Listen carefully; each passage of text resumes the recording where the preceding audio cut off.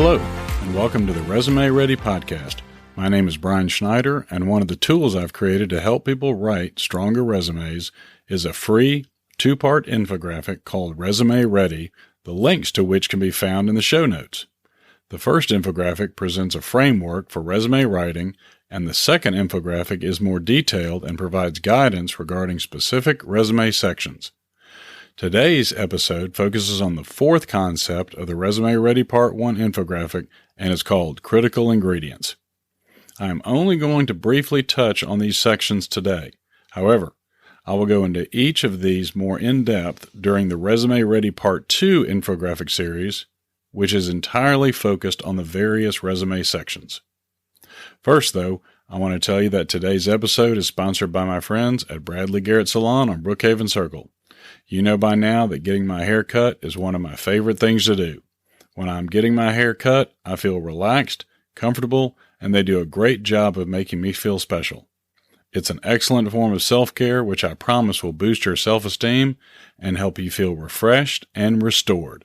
My family and our friends' families have gone to Bradley Garrett for years because the stylists know how to make you look and feel great. I highly encourage you to check out Bradley Garrett Salon on Brookhaven Circle. Now on to the podcast. Critical ingredients. The first ingredient is contact information.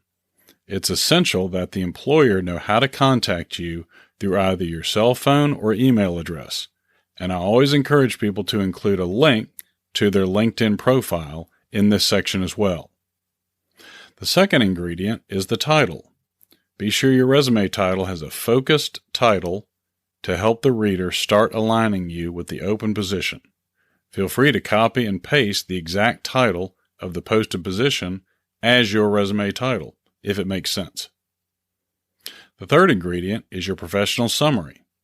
This is typically a 2-sentence summary under your title, and there are a couple of approaches to crafting this section. I always tell people to use this section to explain to the reader why you're passionate about pursuing this specific position and industry. The fourth ingredient is a list of your core competencies. This section serves two purposes. First, it helps your resume with keywords to pass through a company's ATS or automatic tracking system.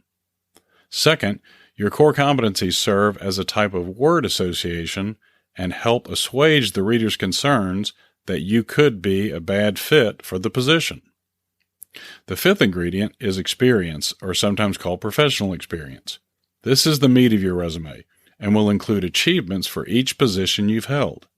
It's imperative that every achievement be strong with details and quantified information about that particular accomplishment. The sixth ingredient is education. This is more of a, quote, check the box, end quote, section, but you can customize it to help better associate value with the targeted position. For the sake of saving space on your resume for more important content, be sure to keep it under 2 lines, excluding the section heading.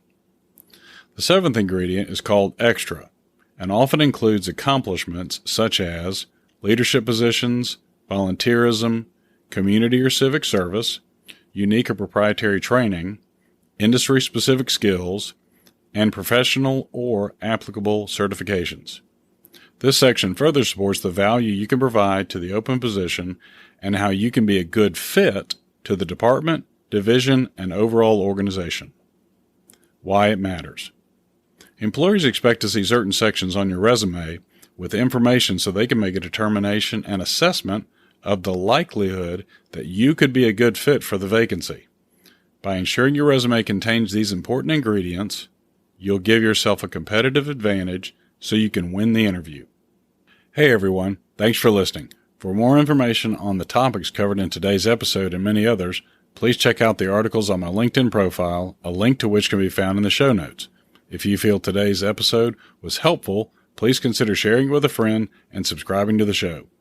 Tune in to Resume Ready next time when I'll be discussing how to avoid some common resume pitfalls.